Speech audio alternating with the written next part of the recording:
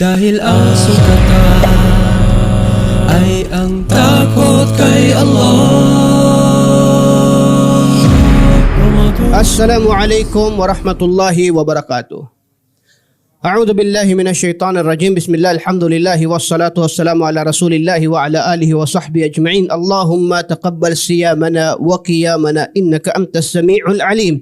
Ya Allah, tanggapin mo ang aming pag-aayuno, ang aming mga salah. Tunay na ikaw ang nakakabatid ng amin lahat-lahat ng gawain. Masya Allah, ngayon ay ika-21 day o night ng Ramadan. At alam natin ang hadis na Rasulullah sallallahu alaihi wasallam, taharru laylatul qadr fi al-witr, na kung saan inuutusan tayo na hanapin ang laylatul qadr sa mga witir na gabi ng huling gabi ng Ramadan. At isa ang 21 doon. So inshallah may karagdagan pagsisikap dapat tayo ngayong gabi, dahil di natin alam baka ngayong gabi ang Laylatul Qadr. Naway ibilang tayo ni Allah na darating ang Laylatul Qadr at tayo ay nasa gawaing kabutihan o pagsamba kay Allah subhanahu wa ta'ala para makuha natin yung reward. Amin ya Allah. Kahapon tinalakay natin yung Najwa at yung Hisaban Yasira. Naway yung hisabang yasira na yon, meron tayong hisab, pagbibilang sa ating gawain, pero magaang. At meron din, walang hisab at all. Yung talagang hindi ka na i-account. At ganoon din yung najwa, yung private na pakikipag-usap mo kay Allah subhanahu wa ta'ala. Yan ang kabilang sa mga tagpo sa araw ng paghuhukom. At inshallah, palapit na tayo ng palapit doon sa mga dulong kaganapan na mapag-aaralan natin. Ngayon naman, ang tatalakayin natin ay ang al-ikhtisas. Ang ikhtisas ay mula sa dalawang tao na naghihingian ng nagdidemand, nagtatalo. Yan ang ikhtisas. Kung ako lang, ipaparaphrase ko yon, hindi eksaktong translation. Ang mas naiisip kong bagay na term dito, pagkatapos ko basahin ang mga hadis, ang ikhtisas sa araw ng paghuhukom ay dimandahan. Total, ang araw ng paghuhukom may korte, di ba? May dimandahan sa araw ng paghuhukom, meron. May magdidemanda, may kukuha ng karapatan. Sa isang hadis na Rasulullah sallallahu alaihi wasallam, pati sa hayop mismo, na yung isang tupa na walang sungay, hihingi ng karapatan dahil naargabyado siya sa hayop na may sungay. Nung naglaban sila. Hayop yun. So lalo higit sa mga tao. Nakakakilabot at dapat paghandaan ang tagpo na ito. Dito, kung di ka nakasuhan, nung meron ka nabangga, kung meron ka napaungutangan, o kaya kung ano man nakalusot ka sa mga bagay-bagay dito. Pero lahat pala ito ay recorded. Meron pa palang ibang korte. Nandun yung file. Hindi pa tapos. Meron pa doon. Kaya pakinggan natin ang ilang mga hadis ng Rasulullah sallallahu alaihi wasallam. Nabanggit na natin tong hadis na ito. Sinabi ng Propeta Muhammad sallallahu alaihi wasallam, la yanbaghi li ahadin min ahli an-nar an yadkhula an-nar wa lahu 'inda ahadin min ahli al-jannah haqq. Hatta hanggang sa makuha niya yung qisas. Sabi na Rasulullah sallallahu alaihi wasallam, hindi marapat sa taga-impyerno, ahlun nar na na pumasok sa impyerno na hindi pa niya nakukuha ang karapatan niya sa taong papasok sa paraiso. Isipin mo yun. Taga-impyerno na, pero meron pang karapatan na makukuha niya kung sa taong taga-paraiso. Isisettle pa nila yun. Papasok na lang sa parusa, pero may kukunin pang karapatan at vice versa. Ganon din yung papasok sa paraiso yung isang tao, pero meron pa palang pipigil sa kanya o aawat sa kanya na taga-impyerno. Teka, papasok siya sa impyerno, papasok ka sa paraiso, pero hindi, meron pa akong karapatan na nakuha dyan. Hanggang sa masettle nila yung kanilang mga karapatan sa isa't isa. Qasas. Ito na yung magbabayaran pa, baka may mabawasan, baka makapigil pa sa pagpasok niya sa paraiso, baka makapigil pa sa pagpasok niya sa impyerno. Dahil magdidemandahan pa sila sa harap ni Allah subhanahu wa ta'ala. Mas detalyeng hadis ng Propeta Muhammad sallallahu alaihi wasallam, "Man kanat 'indahu madlamatun li akhihi min 'irdihi aw min shay'in falyatahallalhu minhu al-yawm." Kung sino man ang mayroong madlama, ang madlama ay kawalan ng katarungan, injustice, mula sa kanyang karangalan o sa kahit anong pamang bagay, falyatahallalhu minhu al-yawm, ay isettle o resolbahin nyo na ngayon pa lang. Sapagkat ang araw na ito, qabla an la yakuna dinaran wala dirhaman, in kana lahu amalun salih, bago pa dumating ang araw na wala ng halaga ang mga pera na ginagamit natin. Dahil sa kabilang buhay nyo pa yan isisettle, ang inyong impambabayad na ay ang inyong mga gawain. In kana lahu amalun salih, ukhida minhu biqadarin madlamati. Kung meron daw ika siyang mabuting gawain, ang ipambabayad niya ay mabuting gawain na kukunin mula sa kanya. Wa in lam yakun lahu hasanat, pero kung wala siyang kabutihan, ukhida min sayyiati sahibihi fahumila alayhi. Wala kang kabutihan, wala kang ipambabayad. Yun na lang kasamaan nung ginawan mo ng naargabyado mo. Kung may kasamaan siya, sa'yo na lang niya ipapasa o ikaw na lang magbayad niyan sa iba. Bigat, no? Isettle nyo na, ito ang advice. Kung may problema kayo sa isa't isa, dito nyo na gawin. Pero tingnan nyo, min irdihi, karangalan. Ang binanggit dito, kung meron kayong na-injustice, nakuhaan, naargabyado, na karangalan, dito niya nagawing halal, dito niya nagawin isettle. Ang karangalan, paano na-aargabyado? May idea kayo? Yung bang sinuntok mo, karangalan ba yung nawala sa kanya? Hindi. Paano nagkakaroon ng injustice pagdating sa karangalan? Ano nakaka-damage? Yun ang tanong. Paninirang puri, number 1. Hindi ito Hindi kamay Yung tao, pagka nasa labas ka at tinamaan mo, nasagasaan mo, nabangga, hindi naman karangalan yan, tinamaan mo, katawan, physical Pero kung ginamitan mo ng dila na masakit, nilubog mo, siniraan mo, kung ano-ano sinabi mo, siniraan mo ng puri, nilibak mo, yan ang tinutukoy sa hadis na ito. Falyatahallalhu. Dito mo na daw ika-isettle. Bakit? Darating araw, hindi mo kaya bayaran yan. Wala dinar, wala dirham, hindi mo kaya bayaran. Dito kaya. Kaya ba dito? Kaya. Pag may nakuhaan ka ng karapatan dito, pwede mong palitan, mag-story, gawa ng kabutihan. Kung kailangan bayaran mo. Gamitin mo yung dinar. Gamitin mo yung dirham. Dahil darating ang araw, ang pambabayad mo ay wal'iyadu billah. Yung ating mga gawain. So imagine, nagsikap ka, nagtayo ka ng negosyo, lahat-lahat, umabot ng 2 taon, nagyabong, nagkaroon ng maraming asset, may darating ibang tao kukunin. Akin na to Sakit hindi? Ang sakit. So, 40 years ka naging practicing Muslim, tuwing Ramadan, sala ka ng sala, tarawih, tahajjud, Quran. Di mo pala makukuha yun? May ibang nagmamay-ari.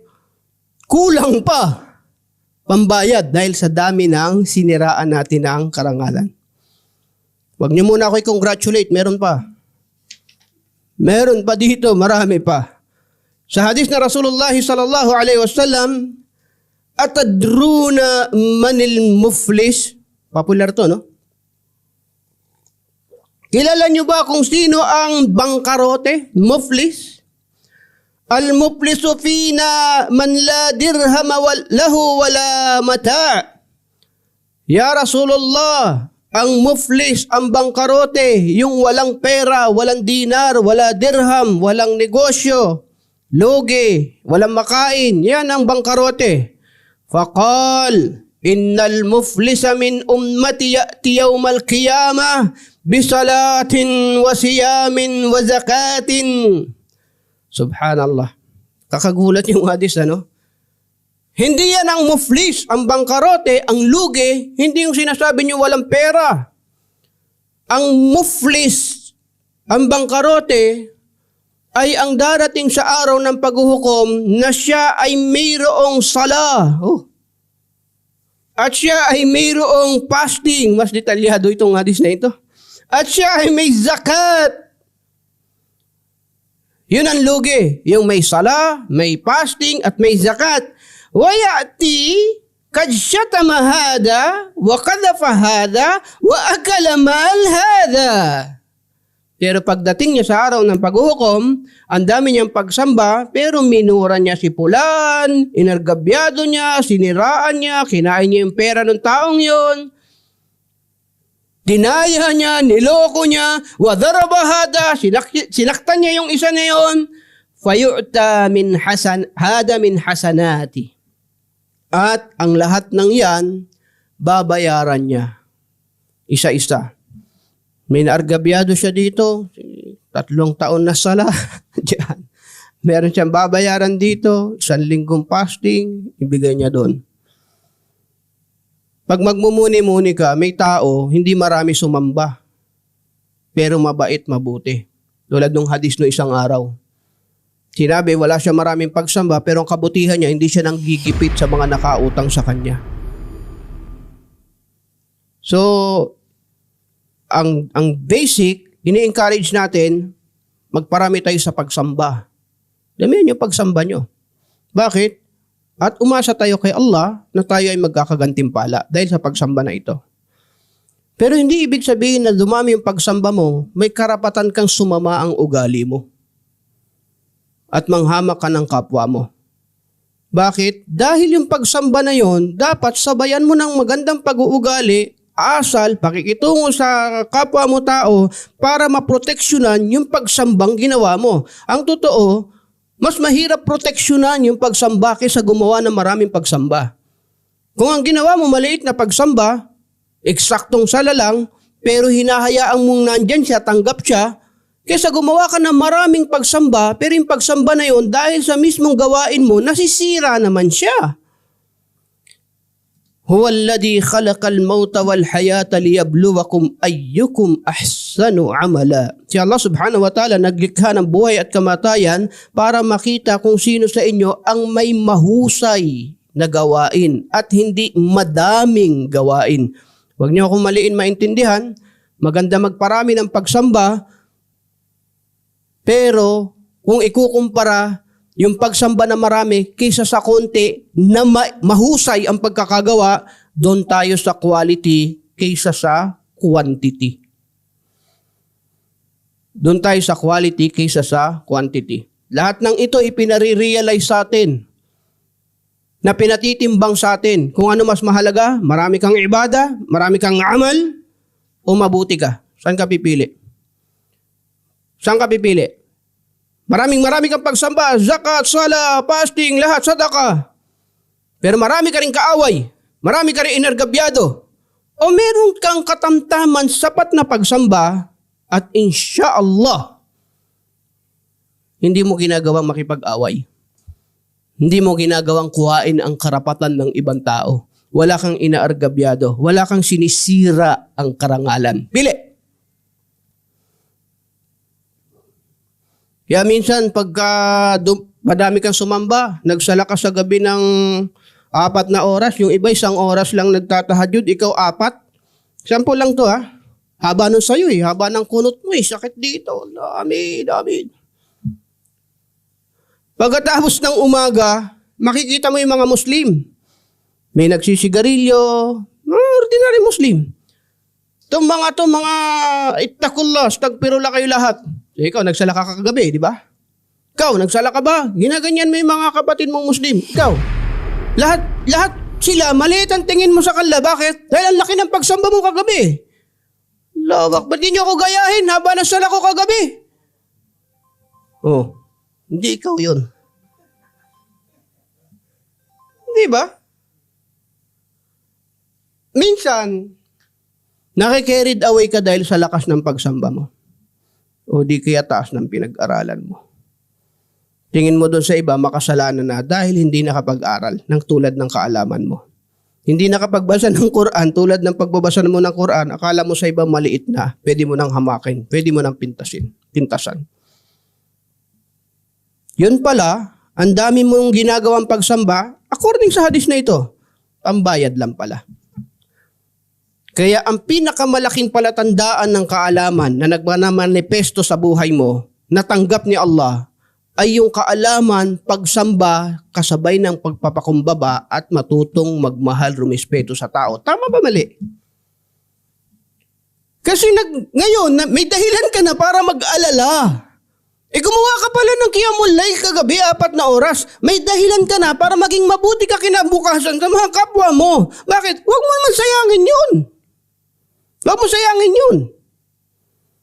Pero baliktad. Yung syaitan babaliktarin. Magaling ka, hindi sila magaling. Pintasan mo sila.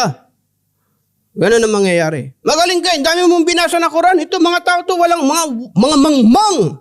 Kampo ng Satanas. Bakit? Napakabuti mo ka kasi kagabi. Napakabait mo eh. So yung lahat ng tao tingin mo, kampo ng Satanas. Oh, napakalinaw nitong hadis na ito. Kaya bakit ako sinasabing binibigyan ko ng diin? Ganun ang pagkakasabi ng Propeta Muhammad sallallahu alaihi wasallam, ang bangkarote, ang lugi, ang darating sa araw ng paghuhukom, ng may sala, ng may fasting, ng may zakat. Ganun sinabi ng Propeta Muhammad sallallahu alaihi wasallam. Siya ang taong lugi, yung mga gumawa ng pagsambang ito. Pero pangit ang ugali.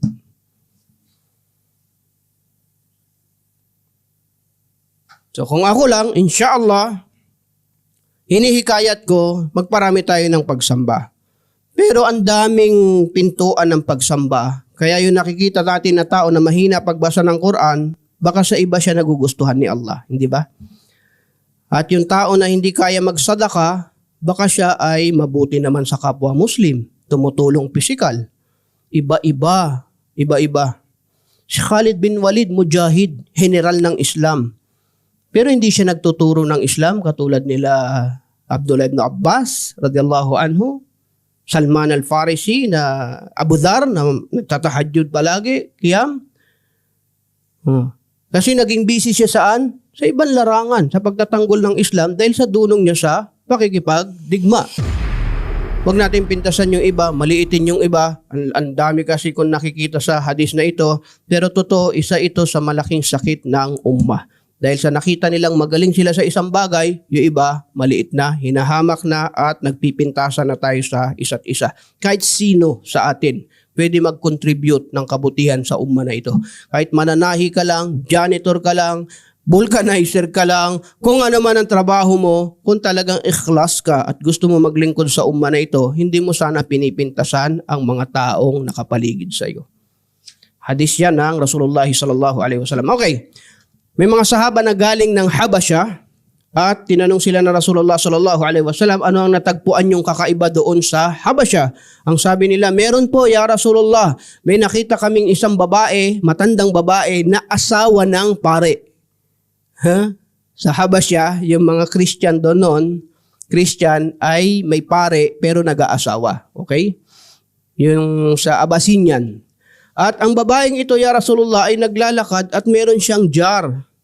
Yung bote banga sa kanyang ulo ng tubig at napadaan siya sa mga lalaki, tinulak siya. Tinulak ang babae. Nadapa at natapon ng bote. Nagsalita ang babaeng to, ya Rasulullah. Ang sabi niya sa mga masasamang tao, papaano kayo sa araw ng paghuhukom pag tayo ay nagharap-harap sa ilalim ng kursi ng trono ni Allah at doon ko kukuhain ang karapatan ko sa inyo? In modern terminology, didemanda ko na lang kayo sa araw ng paghuhukom. Hindi dito, ubos na ang lakas mo sa pagdemanda eh. Walang mangyayari. Pag sinabing, may problema ako eh, gusto ko magdemanda eh. O sige, ito mga gawin mo. First one, step 1, step 2, step 3, step 4, step 5, lalugi pa ako. Lalo ko na argabyado sa dami ng proseso, wag na lang. Di ba ganon? Magdidemanda ka, wag na lang pala. Kung gagawin ko to, hindi na ako makakakain. Wala na akong gagawin eh. Kung hindi, ito na lang eh. Kaya nag-o-offer si Allah ng ibang korte sa kabilang buhay. Yun sabi ng babaeng to. Didemanda ko kayo, doon ko kukunin ang karapatan ko at paano nyo pananagutan to? Tinulak siya, walang kalaban-laban. natumba yung tubig, kayo mga lalaki, yun ay matandang babae. Sabi ng Rasulullah sallallahu alaihi wasallam, kinikwento to ng mga sahaba, sadaqat. Christian yun, ha? Tama ang sinabi ng babae. Christian yun, akida yun, sadaqat. Pwede bang manggaling ang tamang pangungusap sa isang Christian? Pwede hindi. Pag sinabi ba ng Christian, magmahal tayo ng ating mga magulang, astagfirullah, Christian yan, hindi dapat sundin yan. Ang ganda ng sinasabi, magmahal daw sa magulang. Hindi ba ganun Islam? Binabanggit ko to kasi may tao, makitid ang utak. Makitid. Dahil galing sa Christian, ayaw nila. Kahit mabuti. Kahit tugma at sang-ayon sa Islam. Tugma at sang-ayon sa Islam. Gusto niyo example? Ninong. Ninong ay ayaw nila eh. Kahulugan eh. Galing sa Christian eh. Bakit ito? Akida, sinasabi ng Propeta Muhammad sallallahu alaihi wasallam. Panglimang hadis. Merong isang amo, di ba noong unang panahon, uso yung amo at alipin. Ya Rasulullah, ako ay nagdidisiplina lang ng alipin dahil nagkamali siya, may nangyaring ganito. Paano ito sa araw ng paghuhukom?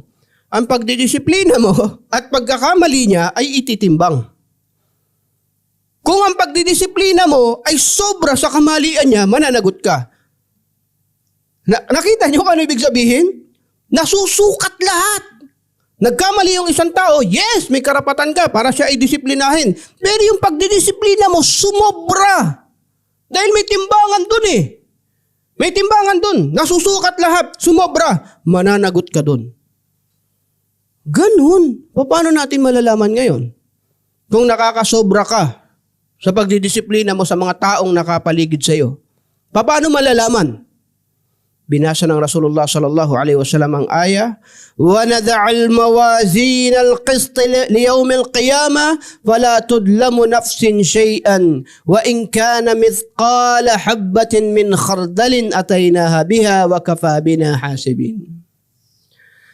At sa araw ng paghuhukom ay ilalagay ang timbangan at doon ilalagay ang lahat ng mga gawain, pagtitimbang at doon tiyak walang makakaligtas at makukuha lahat ng karapatan. Ito na ipaniwalag na Rasulullah sallallahu alaihi wasallam, yung nagtatanong na sahaba na ito, mabuti pa wala na lang ako alipin. Pinalaya na lang niya yung kanyang alipin na gusto niya pa sanang disiplinahin. Pero mahirap pa, baka idemanda mo pa ako, magkaroon pa tayo ng kasuhan sa araw ng paghuhukom, umalis ka na lang sa akin, mabuhay ka na lang at di bali na wala akong alipin. You see? Ganon katindi ang pagtitimbang sa araw ng paghuhukom. Meron mga tao, minsan mo lang nakatagpo pero inargabyado mo, magkikita kayo sa araw ng paghuhukom. At meron mga tao, talagang kasama mo buong buhay mo. Kapitbahay mo, kamag-anak mo, kapatid mo, kalaro mo,